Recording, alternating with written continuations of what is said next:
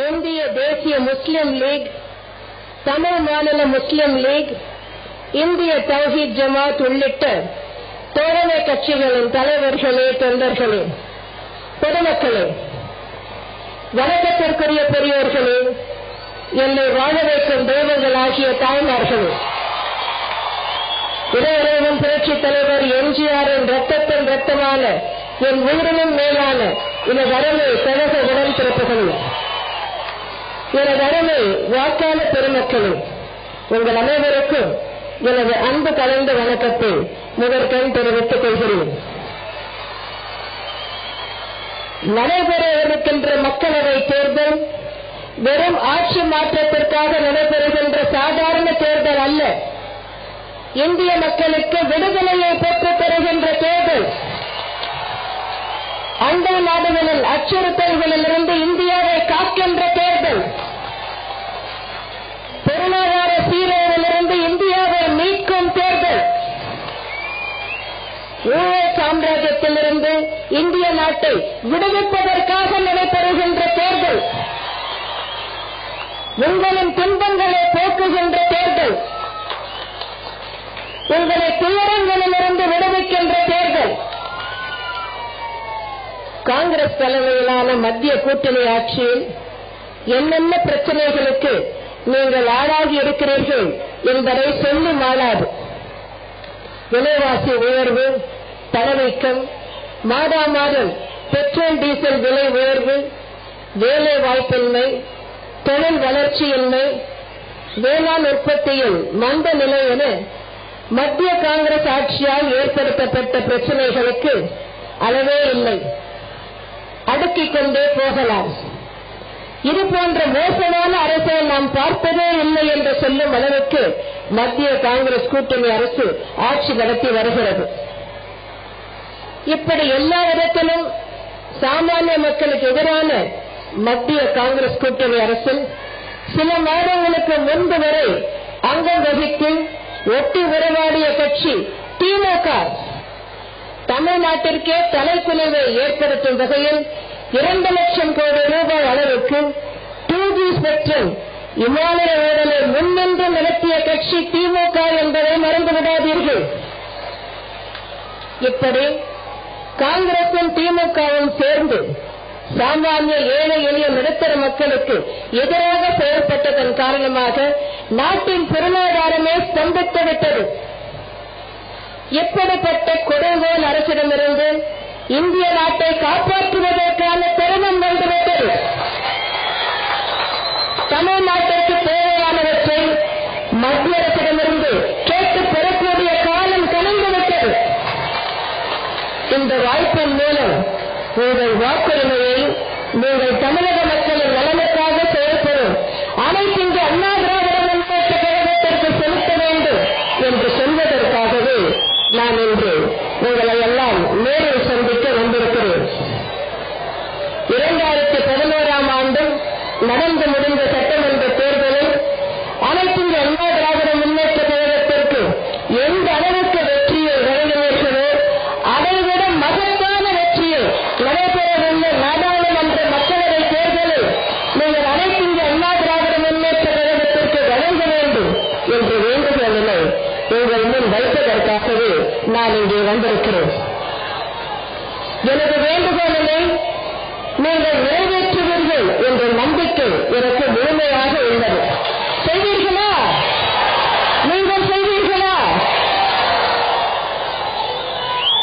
கடந்த 34 மாத கால ஆட்சியில் மத்திய அரசின் மாற்றாந்தாய் மனப்பான்மையையும் மீறி தமிழக மக்களுக்கு என்னென்ன நலத்திட்டங்களை, வளர்ச்சி திட்டங்களை, தொலைநோக்கு திட்டங்களை என்னால் அளிக்க முடியுமோ அவற்றை எல்லாம் அளித்திருக்கிறேன், அளித்துக் கொண்டும் வருகிறேன். கோயம்புத்தூர் நாடாளுமன்ற தொகுதிக்கு உட்பட்ட பகுதிகளில் பல்வேறு வசதிகளை கடந்த 34 மாதங்களில் நாங்கள் நிறைவேற்றி கொடுத்திருக்கிறோம்.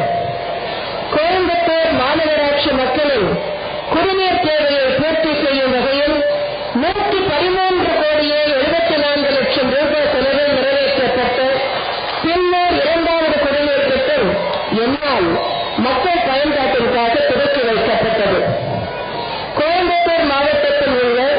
தொண்டாமுத்தூர், பூனரப்பட்டி, தென்கரை, வேடப்பட்டி, தாமையூர், ஆலந்துறை, பேரூர் ஆகிய 7 பேரூராட்சிகள் மற்றும் தொண்டாமுத்தூர் ஒன்றியத்தை சார்ந்து 134 ஊரக குடியிருப்புகளில் வசிக்கும் மக்களுக்கு குடிநீர் வசதி செய்து கொடுக்கும் வகையில் பவானி ஆற்றினை நீர் ஆதாரமாக கொண்டு 130 கோடியே 40 லட்சம் ரூபாய் செலவில் கூட்டு குடிநீர் திட்டத்தினை செயல்படுத்த நடவடிக்கை எடுக்கப்பட்டு வருகிறது. கோவை மாநகராட்சிக்கு உட்பட்ட பகுதியில் நெய்யல் ஆற்றின் குறுக்கே சுண்டக்காமத்தூர் சாலை கருகே உயர்நிலை பாலம் ஒன்றினை கட்டவும் இதனை இணைக்கும் சாலைகளை மேம்படுத்தவும் நடவடிக்கை எடுக்கப்பட்டு வருகிறது. கோவை மாநகராட்சி சாலை மேம்பாட்டு திட்டத்திற்காக 100 கோடி ரூபாய் நிதி ஒதுக்கப்பட்டுள்ளது. கோயம்புத்தூர் மாவட்டத்தில் யானைகள் தடுப்பறைகள் 4 கோடியே 30 லட்சத்து 25,000 ரூபாய் செலவில் அமைக்கப்பட்டுள்ளன. கோயம்புத்தூரில் உள்ள நேரு விளையாட்டரங்கத்தில் இரவு நேர போட்டிகள் நடத்தும் வசதி 1 கோடியே 2 லட்சம் ரூபாய் செலவில் மேற்கொள்ளப்பட்டுள்ளது. கோயம்புத்தூர் அரசு மருத்துவமனையில் புற்றுநோய் சிகிச்சை அளிக்க பயன்படுத்தப்படும் கோபால்ட் கருவிகளின் திறனை அதிகரிக்க நடவடிக்கை எடுக்கப்பட்டுள்ளது. கோயம்புத்தூர் மருத்துவக் கல்லூரி மருத்துவமனையில் மண்டல புற்றுநோய் மையம் அமைப்பதற்கு ஏதுவாக 10 கோடி ரூபாய் செலவில் மருத்துவ உபகரணங்கள் வாங்க நடவடிக்கை எடுக்கப்பட்டு வருகிறது. கன்னடம் வட்டாரத்தில் உள்ள புளியம்பட்டியில் ஓர் ஆரம்ப சுகாதார நிலையம் அமைக்கப்பட்டு செயல்பட்டு வருகிறது. இதற்கான புதிய கட்டடம் கட்டி முடிக்கப்பட்டு ஒப்படைக்கும் தருவாயில் உள்ளது. கோயம்புத்தூரில் 1 கோடியே 50 லட்சம் ரூபாய் செலவில் உள் விளையாட்டரங்கம் ஏற்படுத்த நிதி ஒதுக்கப்பட்டுள்ளது. கோயம்புத்தூர் மாவட்டத்தில் 9 கோடியே 34 லட்சத்து 20,000 ரூபாய் மதிப்பீட்டில் 4 பாலங்களுக்கு ஒப்புதல் வழங்கப்பட்டு 2 பாலங்கள் கட்டி முடிக்கப்பட்டுள்ளன. மீதமுள்ள 2 பாலங்கள் கட்டப்பட்டு வருகின்றன. தேசிய நெடுஞ்சாலை 209 20 கோடி ரூபாய் மதிப்பீட்டில் கூடுதல் 20 மேம்பாலம் அமைத்து ஒப்புதல் அளிக்கப்பட்டு பணிகள் நடைபெற்று வருகின்றன. தொழிலாளர்கள் மற்றும் அவர்கள் குடும்பத்தினர் பயன்பெறும் வகையில் தமிழகத்தில் தற்போது இயங்கி வரும் 1 மருத்துவர் வகை மருந்துகள் 3 மருத்துவர் வகை மருந்தகமாக தரம் உயர்த்தவும், சுல்தான்பேட்டையில் 2 மருத்துவர் வகை மருந்தகம் தொடரவும் நடவடிக்கை எடுக்கப்பட்டு வருகிறது. கோவை மாவட்டம் ராமச்சந்திர நாயுடு தெருவில் கோயம்புத்தூர் மற்றும் இருகூர் ரயில்வே நிலையங்களுக்கிடையே 26 கோடியே 70 லட்சம் ரூபாய் மதிப்பீட்டில் ஒரு சாலை மேம்பாலமும், பெரியநாயக்கன் பாளையம் மற்றும் காரமடை ரயில்வே நிலையங்களுக்கிடையே 30 கோடியே 70 லட்சம் ரூபாய் மதிப்பீட்டில் ஒரு சாலை மேம்பாலமும், பேச்சனூர் செட்டிப்பாளையம் ரயில்வே நிலையங்களுக்கிடையே 22 கோடியே 60 லட்சம் ரூபாய் மதிப்பீட்டில் ஒரு சாலை மேம்பாலமும் கட்டுவதற்கான பணிகள் நடைபெற்று வருகின்றன. கோயம்புத்தூர் தெற்கு வட்டத்தினை பிரித்து பேரூர் மற்றும் மதுக்கரை ஆகிய 2 புதிய வட்டங்கள் உருவாக்கப்பட்டுள்ளன. கோயம்புத்தூர் வடக்கு வட்டத்தினை பிரித்து அன்னூர் புதிய வட்டம் உருவாக்கப்பட்டுள்ளது. அன்னூர் அருகே 114 கோடியே 14 லட்சம் ரூபாய் முதலீட்டில் ஓர் ஒருங்கிணைந்த ஜவுளி பூங்கா அமைக்க நடவடிக்கை எடுக்கப்பட்டு வருகிறது. கோயம்புத்தூர் மாவட்டத்தில் 2 இடங்களில் 50 கோடியே 16 லட்சம் ரூபாய் மதிப்பீட்டில் 344 அடுக்குமாடி குடியிருப்புகள் கட்டப்பட்டு வருகின்றன. தமிழ்நாடு குடிசை பகுதி மாற்று வாரியம் மூலம் 200 கோடி ரூபாய் மதிப்பீட்டில் 4000 குடியிருப்புகள் கட்டப்பட்டு வருகின்றன. தொழில் முனைவோரின் நலனை கருத்தில் கொண்டு மின்னாக்கிகளின் மீதான மதிப்பு கூட்டு வரி 14.5 விழுக்காட்டிலிருந்து 5 விழுக்காடாக குறைக்கப்பட்டதோடு கடன்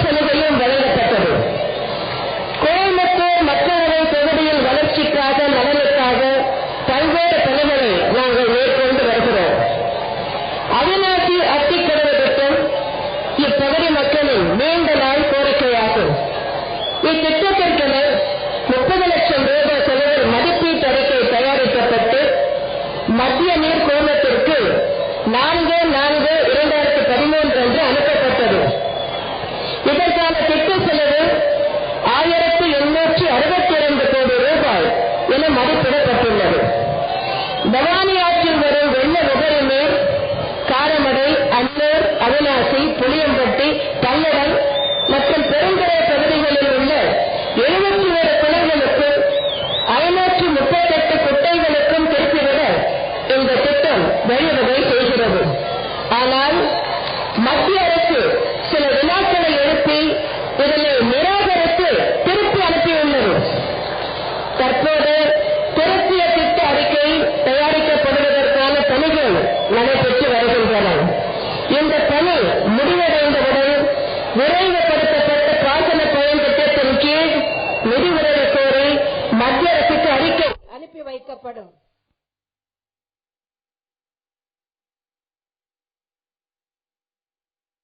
மத்திய அரசு அமையப்பெறும் போது இதற்கான ஒப்புதலை மத்திய அரசு வழங்குவதை நாங்கள் உறுதி செய்வோம். நாங்கள் மத்திய அரசிலிருந்து இந்த அனுமதியை வழங்குவதை உறுதி செய்வோம் என்பதை தெரிவித்துக் கொள்கிறேன். தொழில்துறையில் சிறந்து விளங்குகின்ற மண்டலம் கோவை மண்டலம். தொழில்துறையில் முன்னணி மாநிலமாக தமிழகம் விளங்கி வருகிறது. தொழில்துறையில் மேலும் சிறந்த வளர்ச்சியை ஏற்படுத்த வேண்டும் என்ற நோக்கில் தொலைநோக்கு திட்டம் 2023 நாங்கள் வெளியிட்டிருக்கிறோம். தொழிற்கொள்கைகள் வகுக்கப்பட்டுள்ளன. இவற்றில் குறிப்பிடப்பட்டுள்ள இலக்கினை எழுதுவதற்கான நடவடிக்கைகளை நாங்கள் மேற்கொண்டு வருகிறோம். கடந்த 34 மாதங்களில் 33 இந்திய மற்றும் பன்னாட்டு நிறுவனங்களுடன் 31,706 கோடி ரூபாய் முதலீட்டிற்கான புரிந்துணர்வு ஒப்பந்தங்கள் போடப்பட்டுள்ளன. இதனால் வரை 10,660 கோடி ரூபாய் முதலீடுகள் கிடைக்கப்பெற்று 10,000த்திற்கும் மேற்பட்ட நபர்களுக்கு நேரடி வேலை வாய்ப்புகள் கிடைக்கப்பெற்றுள்ளன. பல ஆயிரம் பேர்களுக்கு மறைமுக வேலை வாய்ப்புகள் உருவாக்கப்பட்டுள்ளன. மேலும் 11,261 கோடி ரூபாய் முதலீடுகள் செய்யப்பட்டுள்ளன.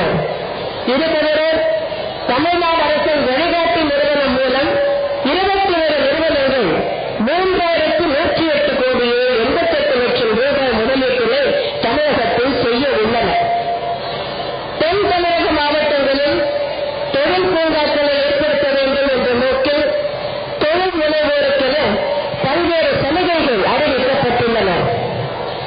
தமிழகத்தில் உள்ள தொழிற்சாலைகளின் எண்ணிக்கை பற்றிய புள்ளி விவரங்களை பார்த்தால் தற்போது தமிழ்நாட்டில் அதிக அளவு தொழிற்சாலைகள் ஏற்படுத்தப்பட்டுள்ளன என்பது தெரிய வரும். திமுக ஆட்சி காலத்தில், முந்தைய மைனாரிட்டி திமுக ஆட்சி காலத்தில் 2008-2009 ஆண்டு 26,122 என்றிருந்த தொழிற்சாலைகளின் எண்ணிக்கை மார்ச் 2013 முதல் எனதாட்சி காலத்தில் 40,352 உயர்ந்துள்ளது. தொழில்கள் வளர்ந்துள்ளனவா என்பதை கணிக்க முக்கியமான அளவுகோல் தொழிலாளர்களின் எண்ணிக்கையாகும். மத்திய அரசின் கட்டுப்பாட்டில் உள்ள மாநில தொழிலாளர் ஆயுள் காப்பீட்டு நிறுவன கணக்குப்படி 31/3/2011 அதாவது முந்தைய மைனாரிட்டி திமுக ஆட்சியில் 84,21,904 என்றிருந்த தொழிலாளர்களின் எண்ணிக்கை எனதாட்சி காலத்தில் 31/12/2013 அன்று 1,60,61,000 உயர்ந்துள்ளது. கடந்த 2.5 ஆண்டுகளில் மட்டும் 76,39,000 புதிய வேலை வாய்ப்புகள் உருவாக்கப்பட்டுள்ளன. இது தவிர ப்ராவிடன்ட் ஃபண்ட் அமைப்பின் கீழ் வராத வேலை வாய்ப்புகளும் ஏற்படுத்தப்பட்டுள்ளன. குறு சிறு மற்றும் நடுத்தர தொழில் போட்டித்திறனை அதிகரிக்கும் வகையில் சுலபமான கடன் வசதி, தொழில்நுட்ப வசதி, எளிய விற்பனை வசதி,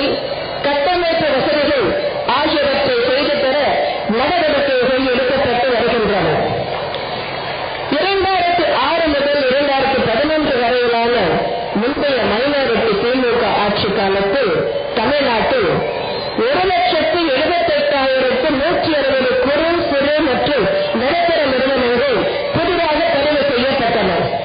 ஆனால் 2011 முதல் 2014 ஜனவரி மாதம் வரையிலான இனவாட்சி காலத்தில் 2,55,718 குறு சிறு மற்றும் நடுத்தர நிறுவனங்கள் புதிதாக பதிவு செய்யப்பட்டுள்ளன. உண்மை நிலை இவ்வாறு இருக்க தமிழகத்தில் உள்ள தொழிலதிபர்கள் எல்லாம் கர்நாடக மாநிலத்திற்கு சென்று விட்டார்கள் என்ற ஒரு பொய் பிரச்சாரத்தை எதிர்க்கட்சிகள், குறிப்பாக திமுக மேற்கொண்டு வருகின்றன. கர்நாடகாவில் உள்ள சாமராஜ் நகரில் தொழில் துவங்க வருமாறு கர்நாடக முதலமைச்சர் அழைப்பு விடுத்தார். இந்த கூட்டத்தில் கோவை மாவட்டத்தை சார்ந்த தொழிலதிபர்கள் கலந்து கொண்டிருக்கிறார்கள். அந்த தொழில் கூட்டமைப்பு மாநாட்டில் எந்த இடத்தில் தொழில் துவங்க இருக்கிறார்கள், யாருக்கு எவ்வளவு இடம் ஒதுக்க இருக்கிறார்கள் என்பதை பற்றி எந்த விவரமும் தெரிவிக்கப்படவில்லை.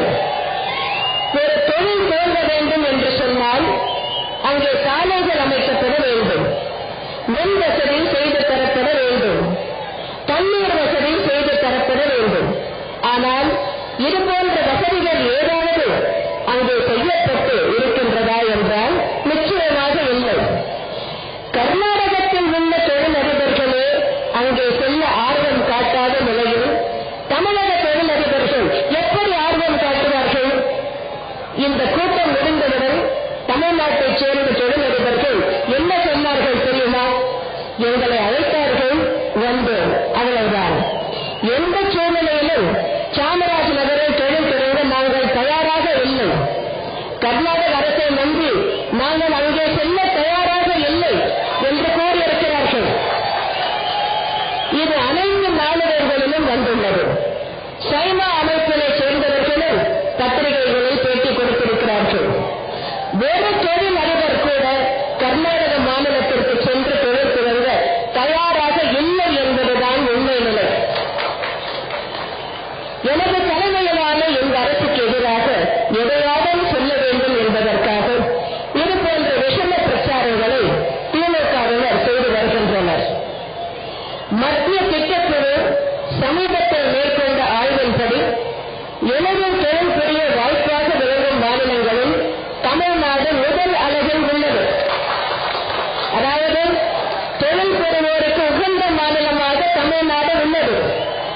அதே சமயத்தில் கர்நாடகா 2வது அளவில் பின்தங்கியுள்ளது. எனவே தமிழ்நாட்டின் தொழில் வளர்ச்சியை பற்றி திமுகவினரும் இதர கட்சியினரும் குறிப்பிடுவது வடிகட்டின பொய். தொழில் வளர்ச்சிக்கு மிகவும் இன்றியமையாததாக விளங்கும் மின் உற்பத்தியிலும் எனது அரசு மிகுந்த கவனத்தை செலுத்தி வருகிறது. எனது அரசின் பகீரத முயற்சிகளின் காரணமாக தற்போது கிட்டத்தட்ட 2,500 மெகாவாட் அளவுக்கு கூடுதல் மின்சாரம் உற்பத்தி செய்யப்பட்டு வருகிறது. வெளி மாநிலங்களிலிருந்து 500 மெகாவாட் மின்சாரம் வாங்கப்பட்டு வருகிறது. இது தவிர 3,300 மெகாவாட் மின்சாரம் நீண்ட கால அடிப்படையில் வாங்கப்படும். ஒரு வாரத்திற்கு முன்பு சில மின் நிலையங்களில் ஏற்பட்ட பிரச்சனை காரணமாக வேறொரு நாட்கள் மின்வெட்டு ஏற்பட்டது. அவை விரைந்து சரி செய்யப்பட்டிருந்தன. இருப்பினும் இதை பற்றி பல அரசியல் தலைவர்களும் பெரிதுபடுத்தி தீராத மின்வெட்டு வந்துவிட்டது போல பேசினார்கள். அவர்களுடைய எண்ணம் நிறைவேறாது. தற்போது அனைத்து மின் நிலையங்களும் நன்றாக செயல்பட்டு வருகின்றன. மின் விநியோகத்தை நான் உன்னிப்பாக கவனித்து வருகிறேன். எனவே மின்சாரத்தை பற்றி யாரும் கவலைப்பட வேண்டாம் என்று கேட்டுக்கொள்கிறேன். விரைவிலேயே மின்வெட்டே இல்லாத மாநிலமாக தமிழ்நாடு திகழும் என்பதை தெரிவித்துக் கொள்கிறேன். கடந்த 10 ஆண்டு காலத்தில் மத்திய காங்கிரஸ் கூட்டணி அரசு தமிழகத்திற்கும் தமிழக மக்களுக்கும் தமிழ் இனத்திற்கு துரோகம் செய்தது. இந்த துரோகத்திற்கு 9 ஆண்டு காலம் ஒத்துழைத்த கட்சி திமுக, ஆதரவளித்த கட்சி திமுக, துணைப்பான கட்சி திமுக. திடீரென கடந்த ஆண்டு இலங்கை பிரச்சனையில் மத்திய காங்கிரஸ் அரசு துரோகம் இழைத்துவிட்டது என்று கூறி மத்திய அமைச்சரவையிலிருந்து திமுக விலகிக் கொள்வதாகவும் மத்திய அரசுக்கு அளித்து வந்த ஆதரவையும் விலக்கிக் கொள்வதாகவும் அறிவித்தார் திமுக தலைவர் திரு கருணாநிதி. இதற்கு உண்மையான காரணம் இலங்கை பிரச்சனை அல்ல, டிவி மற்றும் இமாலய ஊழல் பிரச்சனைதான். இதை நான் சொல்லவில்லை, திரு கருணாநிதியே திமுக பொதுக்குழுவில் இதனை விளக்கியுள்ளார். கனிமொழியையும் ராஜாவையும் சிறையில் அடைத்து ஈழத்தமிழர் பிரச்சனையில் ஏமாற்றிய காங்கிரசுடன் கூட்டு சேருவோம் என்று எண்ணாதீர் என்று கூறியுள்ளார் திரு கருணாநிதி. அதாவது உண்மையான பிரச்சனை டூபி சத்தியம் இமாலய ஊழல் பிரச்சனை, ஒப்புக்கு தப்பான பிரச்சனை ஈழப் பிரச்சனை என்பதை சொல்லாமல் சொல்லியுள்ளார் திரு கருணாநிதி. இதனை நான் திண்டுக்கல் தேர்தல் கூட்டத்திலே எடுத்துரைத்தேன். நான் சொன்னதை நிரூபிக்கும் விதமாக அண்மையில் சென்னையில் நடைபெற்ற திமுக கூட்டத்தில் திரு கருணாநிதி பேசிய பேச்சு அமைந்துள்ளது. காங்கிரஸ்காரர்கள் திராவிட முன்னேற்ற கழகத்தை பழிவாங்குகின்ற வகையிலேதான் நடந்து கொண்டார்களே அல்லாமல் யாரை பழிவாங்கலாம் யாரை பழிவாங்கலாம் என்றுதான் அலைந்தார்களே தவிர தங்கள் ஆட்சியை காப்பாற்றிக் கொள்ள என்ன தவறு செய்யலாம் என்று எண்ணினார்களே தவிர எங்களை எல்லாம் நன்றி மறந்து நன்றி என்றால் என்னவென்றே தெரியாத ஒரு சூழ்நிலையிலே வாழ்ந்தவர்கள் காங்கிரஸ் கட்சியினுடைய பல நண்பர்கள் என்று பேசியிருக்கிறார். அதாவது டூஜி பெட்ரோல் இமாலய ஊழல் வழக்கில் தங்களை காப்பாற்றாமல் மாற்றிவிட்டார்களே என்ற ஆதங்கத்தில் தன் மகனை சிறையில் அடைத்தார்களே என்ற ஆற்றாமையில் தான் காங்கிரஸ் கட்சி மீது திமுகவிற்கு வருத்தமும் கோபமும் ஆத்திரமும் இருக்கிறதே தவிர தமிழர்களுக்கு துரோகம் இழைத்ததில் எல்லளவும் வருத்தம் இல்லை என்பதை சொல்லாமல் சொல்லியிருக்கிறார் திரு கருணாநிதி. இத்துடன் நின்றுவிடவில்லை, இன்னொன்றையும் திரு கருணாநிதி சொல்லியிருக்கிறார்.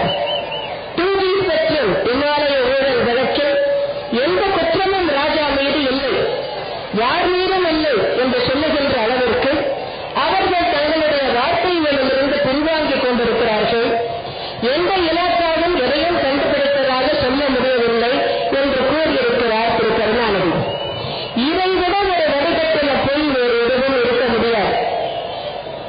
டூஜி மற்றும் ஒதுக்கீடு குறித்த விவகாரத்தை அதிகாரம் படைத்த அமைச்சர்களுக்கு பரிசீலனை செய்ய வேண்டும் என்ற சட்டத்துறை அமைச்சரில் 1/11/2007 நாளிட்ட கருத்தை திமுக முன்னாள் அமைச்சர் ராஜா ஏன் புறக்கணித்தார்? 2/11/2007 அன்று பாரத பிரதமர் முன்னாள் திமுக அமைச்சர் திரு ராஜாவுக்கு எழுதியுள்ள கடிதத்தில் டூஜி மற்றும் ஒதுக்கீட்டில் வெளிப்படையான முறையை உறுதி செய்யும் வகையில் இதன் மீது நடவடிக்கை எடுப்பதற்கு முன் உண்மை நிலையை விளக்க வேண்டும் என்று கேட்டுக் கொண்டுள்ளார். இதற்கு மதிப்பு கொடுத்தாரா திமுக முன்னாள் அமைச்சர் ராஜா? இல்லையே. டூஜி மற்றும் ஒதுக்கீடு பெறுவதற்கான கடைசி தேதி 1/10/2007 அன்று 24/9/2007 அன்று அறிவிக்கப்பட்டு அதன் அடிப்படையில் 575 விண்ணப்பங்கள் பெறப்பட்ட சூழ்நிலையில் 25/9/2007 வரை பெற்ற விண்ணப்பங்களை மட்டும் முதலில் வருகிற